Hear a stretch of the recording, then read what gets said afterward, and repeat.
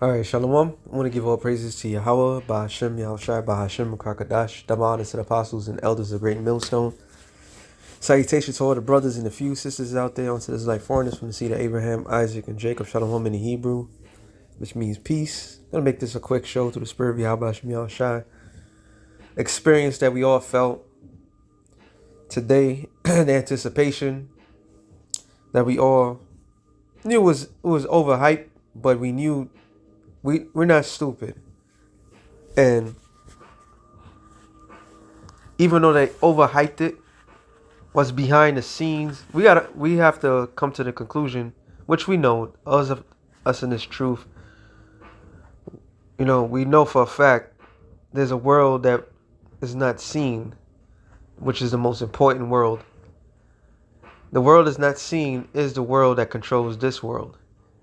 And those that are on top of this world taps into that world that's not seen, while they have the world to believe that there's no spirituality of any sort.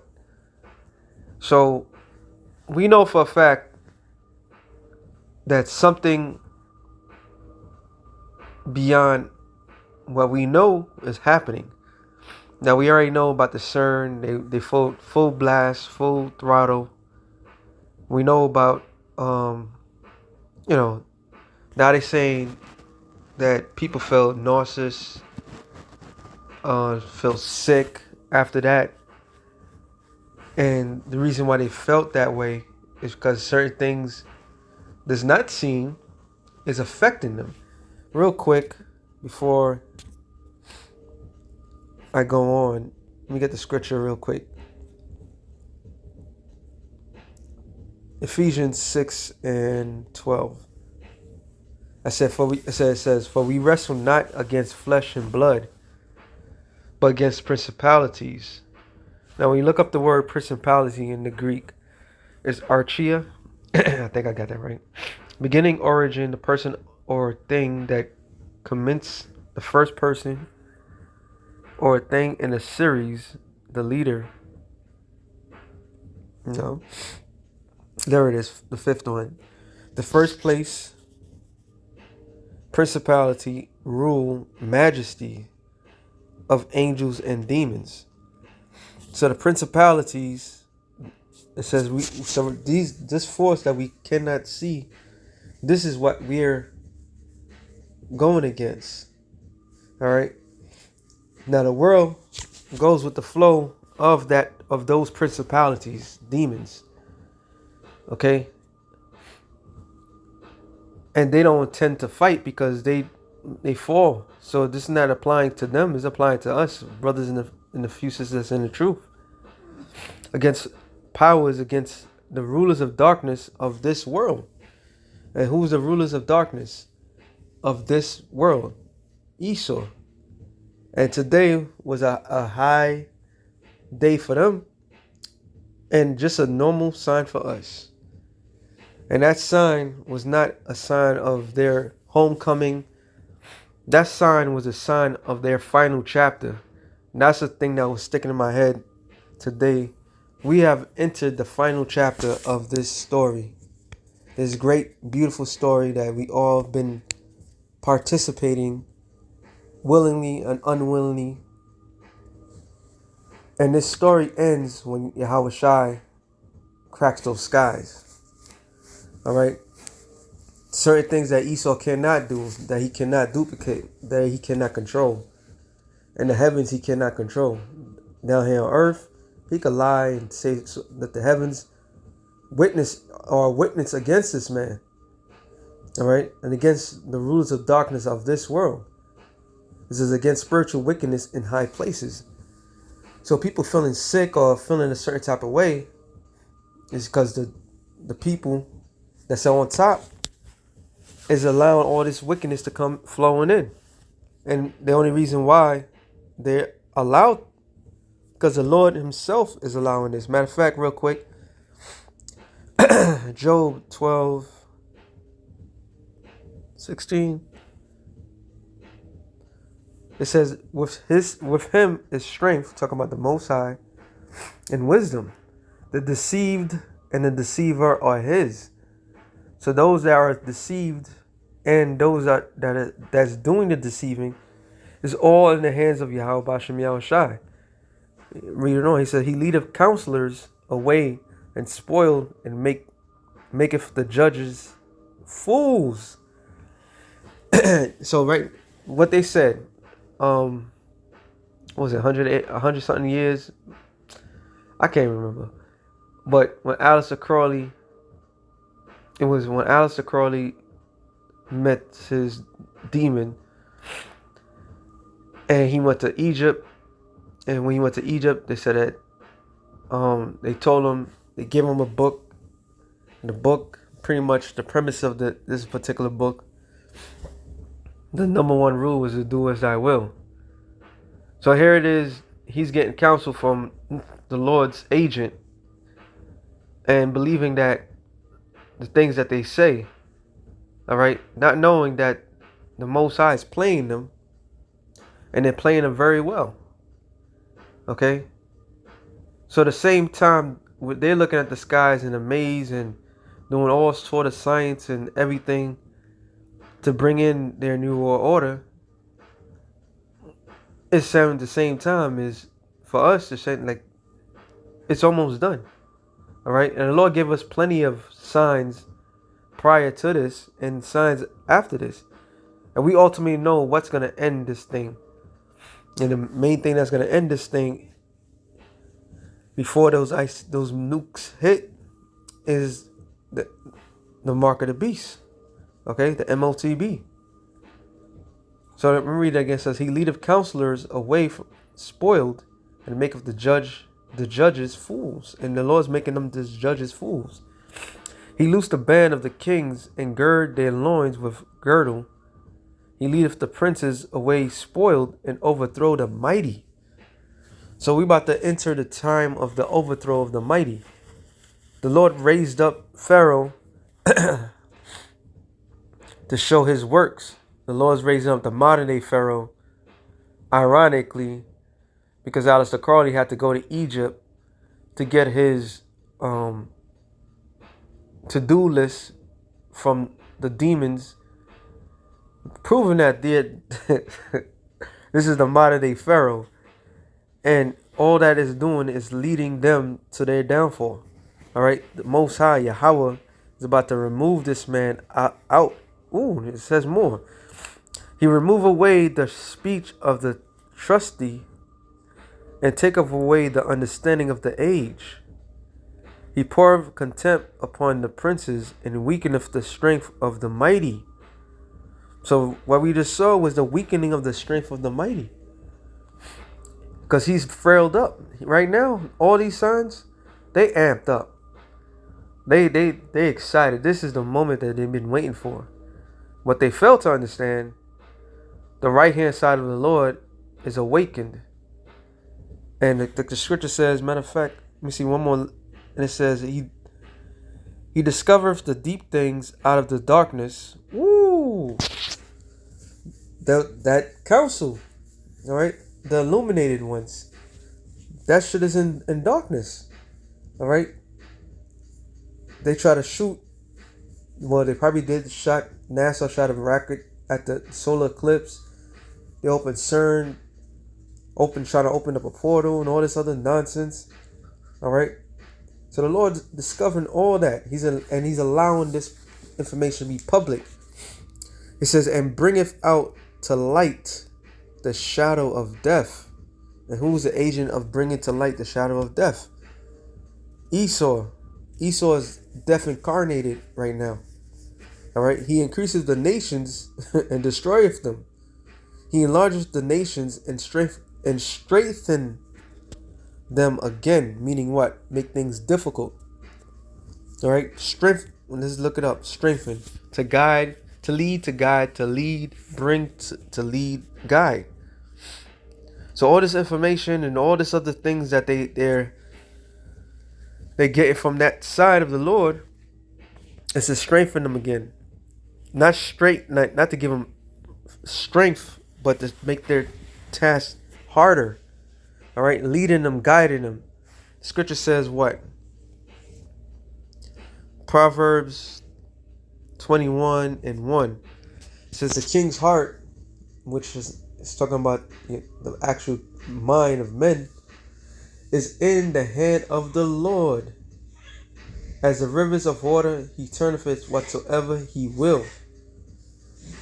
Meaning what? The Lord put the thoughts in the mind of men, guiding them. What is the Lord guiding them to? To their demise. It says Zephaniah 3:5. No. Zephaniah 3:8. Therefore, wait ye upon me, saith the Lord, until the day that I rise up to the prey. For my determination is to gather the nations, that I may assemble the kingdoms, to pour upon them my indignation. So the Lord is leading them and guiding them to their demise. All right. They have no say so. They just going for what the Lord wants them to do. All these spirits on the left hand side, like we call demons, they work for the Most High. All right. They work for the Yahweh. So Esau is being inflated by the left hand side of the Lord. So the Lord is guiding him to his demise, so he could pour out his wrath, his indignation towards them. So today was a perfect prime example of how foolish they are. All right. And they're going to be inflamed. They're going to be in a position of, they're going to be in a good position. All right. Let's not get it twisted. The scripture tells you that Revelation 12:12, the devil is going to come down having great wrath. He's going to have a clear-cut advantage over all of us. He's going to break the majority of everybody in this world. He's going to break. He's going to annihilate us. All right. He's going to do all the things that his heart desires, except for what? Accomplishing his goal. All right. It says, even all my furious anger, for all the earth shall be devoured with the fire of my jealousy. So this is the ultimate determination, is to what? So the Lord can annihilate this place. 2 Ezra 7:43. But the day of doom shall be the end of this time. So we enter the final chapter. And this final chapter, the day of doom, which is ultimately the destruction of America, is at hand. Just like how you read a book and you see everything, the characters being built up in the final chapter. It could be short, it could be long, but this is all coming to an end. It says, in the beginning of immortality for to come. So their power, or they're being powered up, being inflamed today, whatever they did, eventually is going to lead to our immortality. In other words, they have to accomplish what they need to accomplish in order for the Lord Yahweh to interact. All right? Because Yahweh Shai has to come to save his elect from what? The pending doom that the devil is going to do. All right? So where incorruption is past, intemperance is at an end, if fidelity is cut off, righteousness is grown, and the truth is sprung up. And that's what's happening. That's why everybody's upset with Putin. You know, Putin is just another vessel, and Putin is using warfare towards the West. There's already divisions in the West. There's already divisions amongst the Americans. What more, just to throw the fact that people in the scriptures wear a certain color. The truth is springing up. So this is psychological warfare. All right. This is going to be psychological warfare. Let me get this last script. Maybe. Second Ezra 9 and was it 7 or 5? 5. For like as all that is made in the world have a beginning and an end, the end is manifest. And today, the final chapter has been manifest. All right? And the scriptures clearly, I got to get this one out before. It was an exciting moment, I must agree. But we know through the Spirit of Yahweh Shem Yahushua, we know that wasn't the end. We know that wasn't at that very moment. Things are going to get worse. It's going to get worse gradually. All right. Jeremiah 10 and 2. Thus saith the Lord, learn not the way of the heathen. Be not dismayed at the signs of heaven. For the heathen are dismayed at them. So they had to be dismayed. They had to be, let's look up the word dismay. Hebrew word is, wow, katata, to be shattered, be dismayed, be broken, be abolished, be afraid. So we was not supposed to be afraid of anything, all right, that was happening in the skies. That's just a sign to us, an omen to us. When you read Genesis, I believe is 1 and 20, 1:14, sorry, when it says the moon, the sun, the stars is a sign. And when you look up the word sign, it goes down to omen. So it's a bad omen for this people in this world. They're supposed to be afraid, but we're not supposed to be afraid. This is we're part of the universe. We're part of the creation. All right, this is what the Lord said he was going to show us at the end. Matter of fact, let's prove that real quick. Luke, yeah, it's 21. 21 and